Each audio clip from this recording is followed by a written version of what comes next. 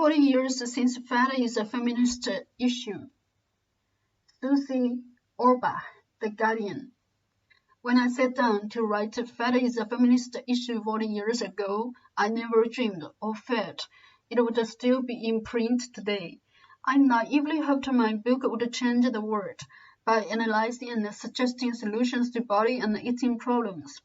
I imagined they would disappear, but in truth, of course, when I was writing about girls and women's body and eating problems, I was writing about inequality too. And inequality is stubborn. It didn't look at in 1978 at the height of what we now call second wave feminism. Everything was up for being rethought. Families, bodies, education, science, medicine, class, racism, money, sex. When feminism first appeared, I hadn't much understood it. At school, we were encouraged to compete with boys for Oxbridge places while soaking in knowledge which would, when the time came for marriage, delight and please our husbands. It seemed ever so dull. Then, suddenly, the 60s spoke to women about their own experience. There was a spectacular protest at the Miss American Beauty contest in New Jersey in 1968. There, a woman's body was marked up as a cow ready for butchering, while a Freedom trash can was ready for women to dump in bras and hair rollers and pots and pans. It was the first hint that the way we personally felt about and suffered beauty, bodies, and caring was a social issue. It looked like the world was changing, and when I published Fat is a Feminist Issue, the message was taken to a wide audience through women's magazines such as Woman's Own and mainly at working-class mothers. Fat is a feminist issue talking about our lived experience, how preoccupied we could become with eating, not eating, and avoiding fat. Emotionally schooled to see our value as both sexual beings for others and midwives to their desires, we found ourselves often depleted and empty, and caught up in a kind of compulsive giving.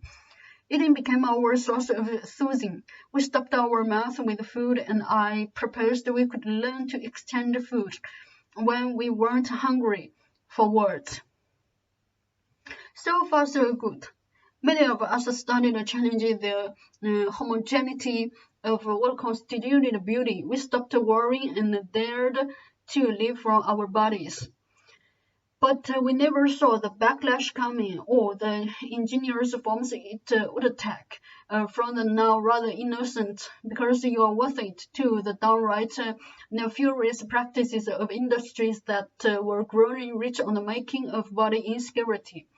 And that was way before social media and the beauty bloggers with their, millions of followers would begin to reap money as daily beauty labor got instituted in a way that before, and then perhaps only a Hollywood makeup artist would recognize. Beauty work became relentless, and with it, the ubiquity of judgment and failure. Judgments and failures which once internalized destabilized girls' relationship to their bodies, and as if that wasn't enough, created an insecurity that hurt their minds. The story of the past 40 years is grim. It's a story of malice, of greed, and of mendacity. Not content with destabilizing the eating of many Western women and exporting body hatred all over the world as a sign of modernity. The combined forces of what investigative health reporter Alicia Moody so aptly termed Obesity Inc. set about to create a new so-called disease entities. These would medicalize and pathologize people's relationship to food and bodies so successfully that vast industries would grow up to treat problems that these industries had themselves instigated. In January, we learned that 1 in 3 women in the UK want to go for their smear tests. Why? Is it because they don't know about them? No. They were invited by their doctors by text, email, and letter. Why then? Because they feel so bad about their bodies.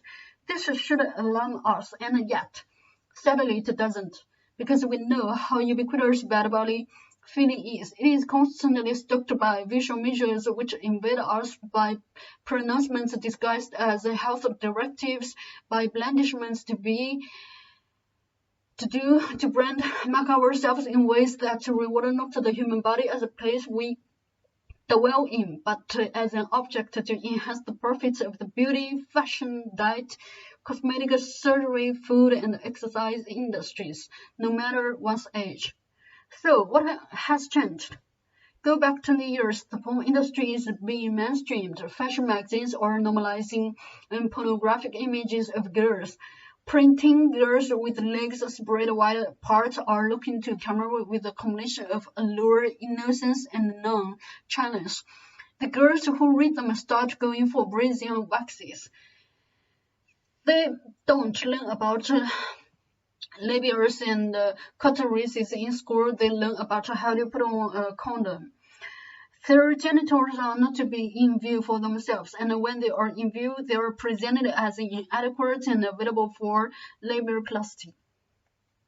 If we go back 4 years, we see the development of cosmetic surgery apes games marketed to little girls in which they prepare for the surgery they will have when they are old enough. Already after 6, they will have been targeted with makeup and fashion and bras.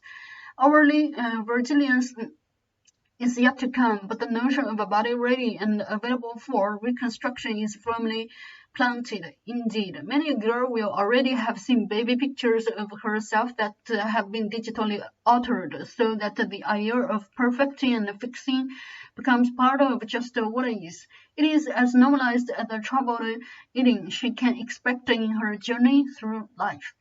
By the time they become preteens, girls have been living on their smartphones. That is where life happens, in the saturation of the screen with the images and the likes, with its constant entreaty to be approved of should give us pause. Beauty labor has become part of girls' and women's lives, and now that feminism is back on the agenda, we can say once again, part of our operation. But, of course, it isn't experienced like that. It is felt as the expression of personal agency with the promise that looking good is doing good. But I know from the young women I work with that search for likes is rather more troubling than that. It is an often desperate search for approval, for safety, for body acceptance, a frequently elusive quest. If that young woman comes to parenting, frantic body preoccupation may have so invaded and insinuated itself into her that she will have schemes for managing food and managing appearance. Midwives and health professionals tell me that they have noticed a dramatic change. Today, pre- and postpartum moms can show considerable anxiety about their body self, so much so that the rhythm of early bonding is interrupted by rules and regulations, rather than the getting to know of one's own body's capacities and the wishes of the baby. For many, the parenting websites with their contradictory and commercially led advice, from recommendations for tummy tucks after your cessation to making a bespoke spreadsheet to track your feeding schedule, have turned postpartum into a straitjacket in which getting into pre-pregnancy jeans is the goal. And the anxiety the mother person might will feel be inadvertently transmitted to their baby, who will journey through life frightened of food and confused about their body self, a further tragedy. This is then exacerbated by a rapacious food industry, from the diet promoters to the so-called clean eating movement to the manufacturers of non-food foods. The sole aim of the latter is to produce replicas masquerading as potato chips or cheese for children's lunchboxes, but whose chemical composition strives to stimulate their bliss point. The umami, sweet, crispy feel that means taste buds are stimulated rather than hunger addressed. Appetite design is being undermined by the smells and the tastes which bacon or day and yet often don't deliver the nourishment we crave. When you grow up absorbing the idea that food is quasi-dangerous, it's hard to know how to handle it. There are no end of experts selling their wares, and whose books and products end up generating enormous profits, and Weight Watchers' newest push into the teen market has been criticized for potentially leading to teenagers becoming fixated on dieting. So, too, with other food and diet fads, the desperation that exists to be at peace and dwell in our bodies clashes with the knowledge that such schemas promote or reinforce confusion about appetite and desire.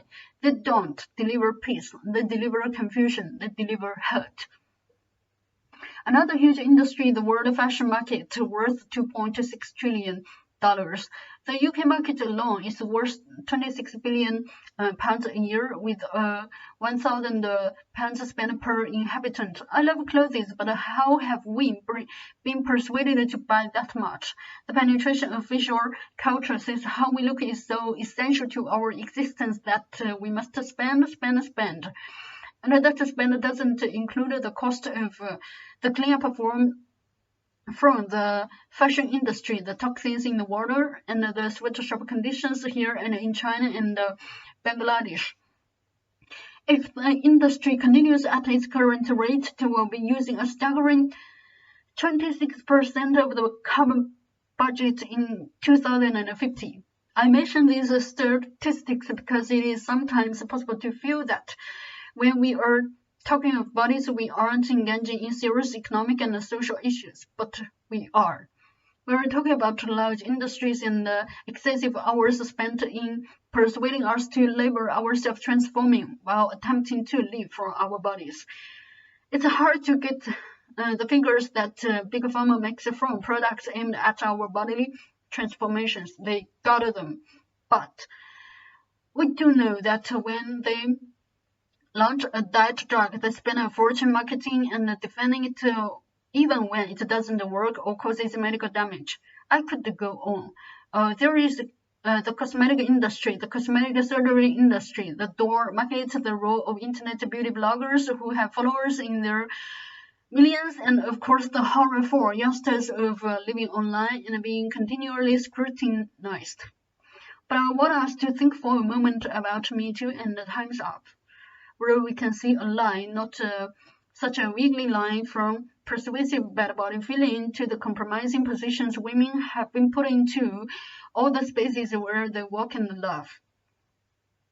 If we weren't continually assaulted by the merchants of body hatred, we wouldn't be as vulnerable to the assault. I'm not saying they wouldn't happen. Misogyny ensures that. But the shame, the hiding, the confusions that beset us would diminish, and we would be stronger in our fight back and our fight to control our own bodies. The body has become a political project, from rape as a weapon of war to the internal belief that we must be constantly worried about our appetite, to limiting ourselves individually and collectively because so much of our energy is misemployed. We have to act together to find ways through these minefields. The energy from Me Too, with its reinvigoration of feminism, can help us say enough is enough. There is just too much anguish, too much sorrow. We need more rage, more refusal, and more love.